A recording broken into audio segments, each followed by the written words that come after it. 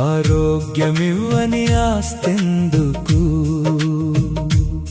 అనుభవించలేని ధనమెందుకు, గుక్కెడు నీళ్ళైనా తాగనివ్వలేని పెక్కు సంద్రాలు ఉండెందుకు, అన్నదమ్ములంటూ అక్క చెల్లెళ్ళంటూ అనురాగమే లేని పిలుపెందుకు, అనురాగమే లేని పిలుపెందుకు.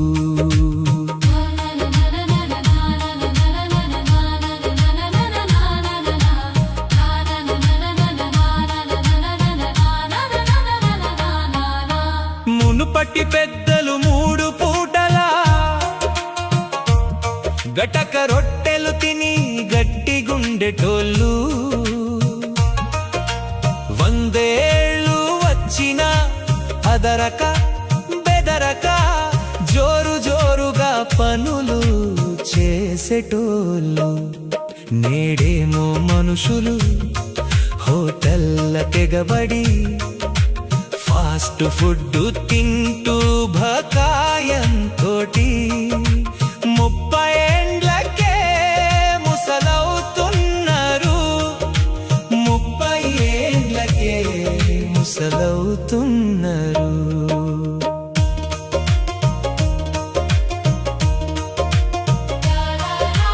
నాడేమో ఆడాళ్ళు పొద్దున లేసి ఆకిలంతా ఊడ్చి కల్లాపు జల్లి రంగురంగుల ముగ్గులేసేటోళ్ళు,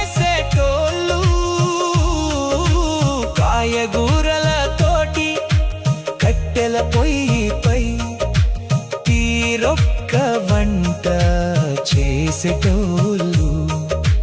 ఇంటి పనికి నేడు మనుషులు దూరమై రోగాలతో దోస్తీ చేస్తున్నారు, రోగాలతో దోస్తీ చేస్తున్నారు.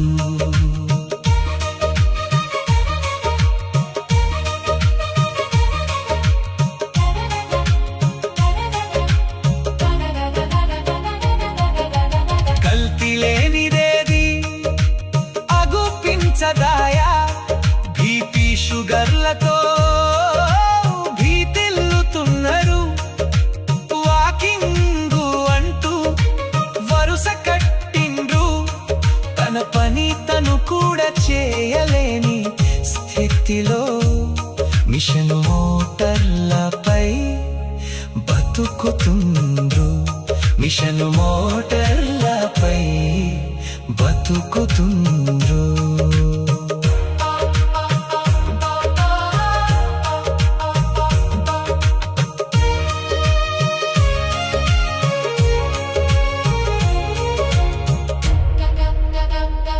పక్కవాడితో పని నాకు లేదంటూ తక్కువేమి తాను కాదంటూ ఎక్కులాడి తనము చూపుతుండ్రు.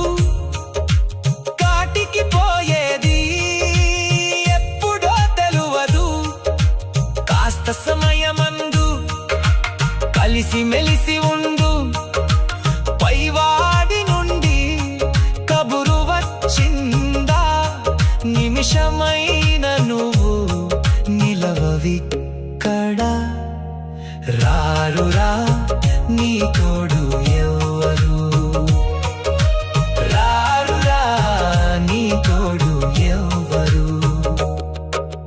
చివరంట నీ వెంట ఉండేది నువ్వు చేసిన పుణ్యకర్మ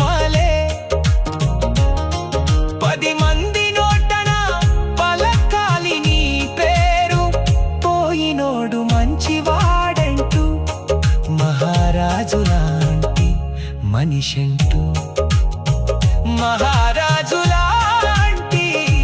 మనిషంటూ ఆరోగ్యమివ్వని ఆస్తందుకు అనుభవించలేని ధనమెందుకు